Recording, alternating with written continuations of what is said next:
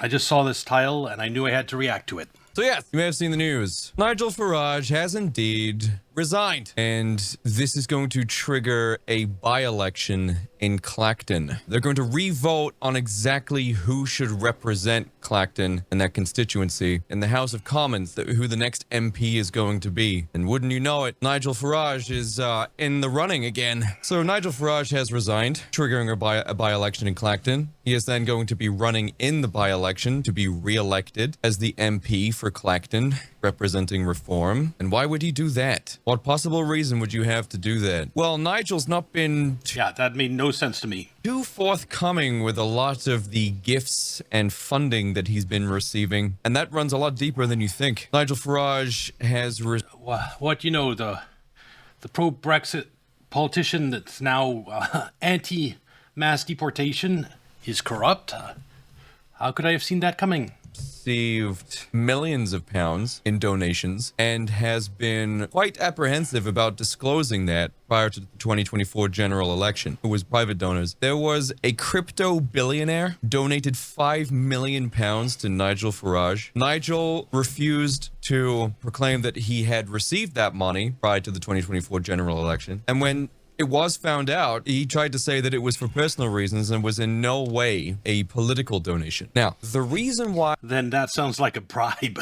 politicians are obliged to declare the kinds of funding that they receive is because the voters deserve to know the kinds of people that could possibly have an influence over the people they're voting for. If a politician receives a shit ton of money from, I don't know, Hamas, Dubai, the UAE, Israel, Ukraine, if they receive a shit ton of money from someone, well, people get to make their minds up whether or not the politician they're voting for could be swayed by that, could be influenced by that kind of money to do and say and act in certain ways and say certain things. That's why you're supposed to declare the money. So, in my opinion, whether or not Nigel Farage received £5 million for absolutely no reason whatsoever other than personal usage, I kind of do understand. In fact, I most certainly would insist that someone who just gave you £5 million for personal use might potentially have a fucking influence over what you're doing. Farage took a gift of It's called a bribe. criminal arrested. That's correct. Yes, Farage also took a significant gift of money from a fraudster who has been... So, isn't that just great for Britain? You have Labour and the Conservatives, which are both hated by the public, that are corrupt establishment parties. And then you have the party led by Farage, who's exactly the same as the two establishment parties in that he's anti-mass deportations, he's corrupt. And so your choice is corrupt establishment A, corrupt establishment B, or corrupt establishment C party. And, oh yeah, there is also Restore Britain. Gaining a lot of attention, but I don't know if they'll be able to get enough voters before the next general election, unfortunately, but we'll see. Been arrested, among other gifts here. He was also allowed the use of a luxury apartment in London. None of these things were declared to the British public, so the British public had no idea if Nigel Farage was in some way being influenced or swayed by large donors. He failed to disclose any of these gifts, and it actually runs deeper than that. And because he failed to declare these, he is being investigated. Parliamentary standards investigation is what's being held against him to find out whether or not he violated policy and laws revolving around being an MP and receiving funding. So he's currently being investigated for not declaring the money that he received. And he could potentially be suspended for 10 days, which looks really bad. So what he's done is he has preemptively resigned in hopes to, and most likely will, re-win the by-election in Clacton so that he can refresh his mandate, which is the support from the people. His mandate at the moment dates back to 2024 from the general election, I believe. If he wins again a by-election in Clacton, that resets his mandate, and if he does indeed get And he wouldn't be resigning and doing this unless he was confident about winning. suspended by the Houses of Parliament for breaking policy or TOS, then that will be Parliament acting against the wishes of the constituency of Clacton, right? It looks less bad, at least for him anyway. Will resign as a member of Parliament for Clacton-on-Sea. I've thought about it hard, and I've decided today I will resign as a member of Parliament for Clacton-on-Sea, thereby forcing a by-election, which would happen I hope in short order. No, I've decided that the people of Clacton should be the judges of my actions. This will be a... So instead of Parliament deciding whether or not he should stay an MP, he's Parliament, which might have more of the facts, instead deciding, he's allowing the people of Clacton to decide if he should continue to be an MP. It's a good publicity stunt. You gotta admit, it's a pretty good publicity stunt. It's not up to Parliament, the establishment. a huge waste of money too. It shouldn't be up to the establishment to decide if I get to stay being an MP. I'm gonna let the people of Clacton decide. And the people of Clacton are just like, oh, cool. That's a cool thing he did. Let me just re-elect Nigel Farage again. There are other things involved with him being re-elected, other than just having his mandate refreshed, which is the support of the constituency of Clacton. Because at the moment, his mandate dates back to 2024. His support of the people is being based off of his support from 2024. So if he gets re-elected in 2026, it updates his mandate and reconsolidates the support that he has from the people. So if he is suspended after being re-elected, it's going to look bad for Parliament, essentially. There are other things involved with that do get kind of complicated, but that's one of the main reasons there. People versus the establishment by-election. It's a chance to stick two fingers up to the entire You are the establishment now.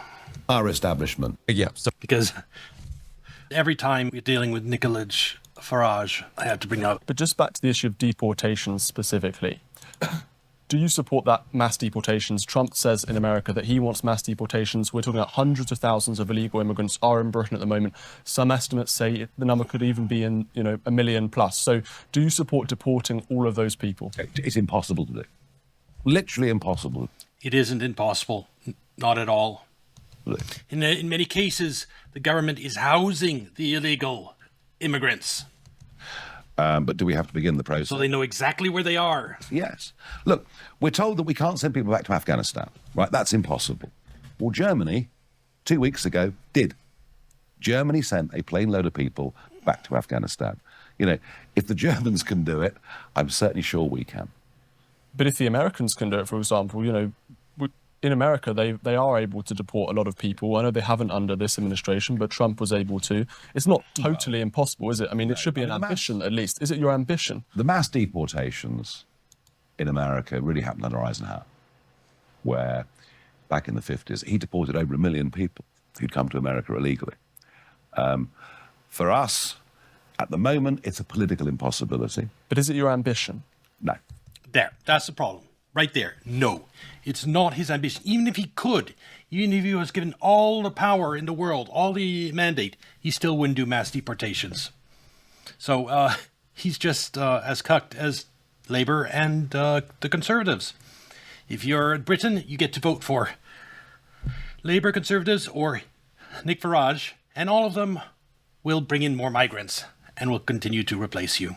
So, like I just said, it's an opportunity for him to look really good by saying like, hey, stuff you, Parliament. I'll let the people decide if I should be an MP or not. To frankly tell them. Which, by the way, is a reoccurring criticism people have of Nigel, which is just he's constantly viral baiting.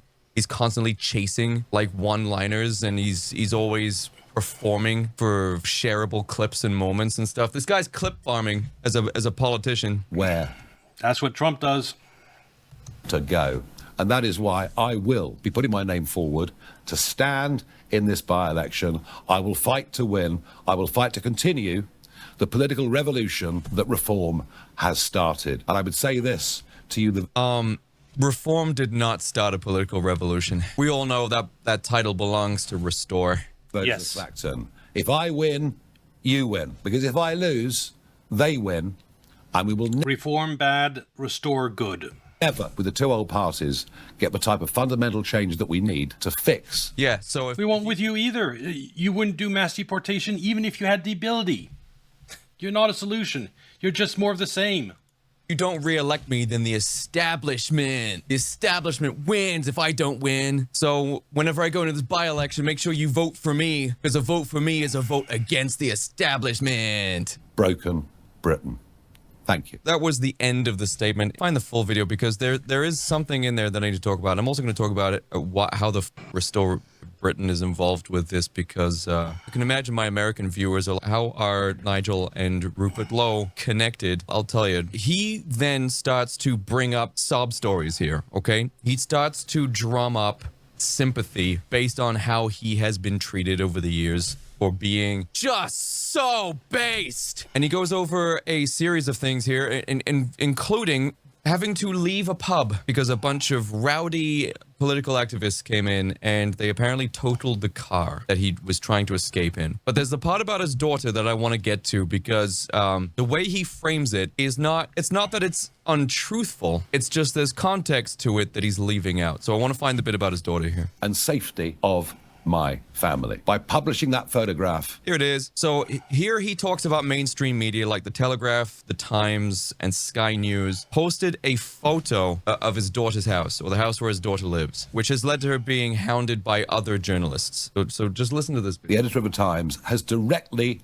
threatened her security. I wonder what happened to the Leveson inquiry of years ago, an inquiry that sought to bring better balance between what the press could do and families of those in public life. Worse still, she now has broadcasters haranguing her. Sky News were one of them, and when I questioned them on it, they willfully and deliberately lied and said on their channel that they hadn't contacted the family. Well, let me be clear. I will not tolerate intimidation of my family. I will not tolerate. This is where he grandstands here. Yes, this is what the British people care about, protecting your family specifically. No, they care about, British people care about protecting their family. And you're not going to do that. You're not going to do deportations. So you are not going to protect their family. This is Chancellor Sutler bit. England prevails. This is where he gets aggressive. Because I've seen people in the chat just now be like, how is that legal? I'll explain to you in a sec. The location of where they live being revealed.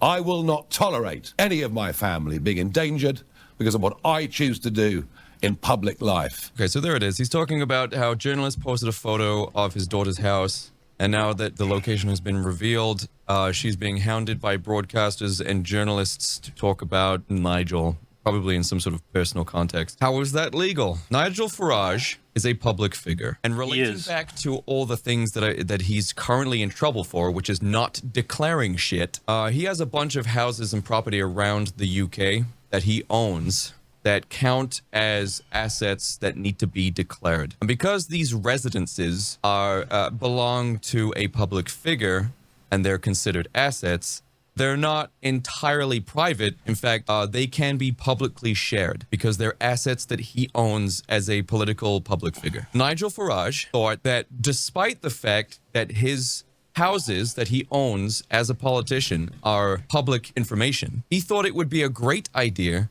to house his daughter in one of his publicly available houses. So his marital home, I believe it's called, that he owns and the public are allowed to know about because he is a public figure and it's one of his assets that he's supposed to declare as a politician. He put his daughter in this house that the media is allowed to post about publicly, and now he's complaining that the media posted publicly about one of the assets that he owns that he didn't tell people about, that he put his daughter in. Now, what he should... Yeah. Farage, the more you find out about him, the more he is scum. Have done is with the 5 million squid that crypto bro gave him, he could have gifted the money to his daughter, who then could have bought her own house privately, therefore completely saving her from having her location publicly posted by Sky News and The Times and The Telegraph. She would be in a private house in her name. If the journalist outlets took a photo of that, then they would be in trouble. Now, you could potentially say that he purposefully put his daughter in one of his own assets, his own house, so that when the journalist came a knocking and took photos of the house and shared the locations of these houses, talking about the assets that Farage has, he can drum up sympathy for doxing his daughter. But of course, you ask a couple of questions like, why the fuck did you think it was a cool idea to put her in there in the first place? If you knew you were such a contentious public figure, why did you not give her money to buy her own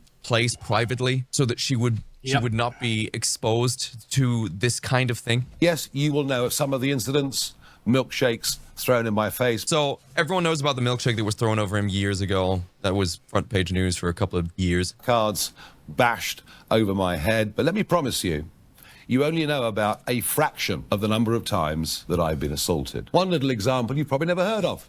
It was a Sunday afternoon a few years ago in the local village pub. In come the mob, about 50 of them. We decided the safest thing to do was as quickly as possible to get into the car and to drive away. But the mob surrounded the car, banging on the bonnet and the windscreen, kicking the side. Bonnet is hood. For Americans out there, if you're wondering, like, hey, what the Hey, British people, can you stop using weird words?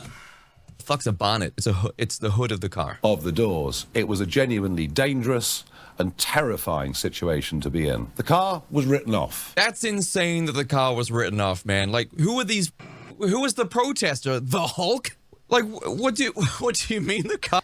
No, the car wasn't written off. The car had some body damage. I was written off. I didn't even bother with an insurance claim and did everything I could not to make it public. But these are the kind of things that I've had to put up with.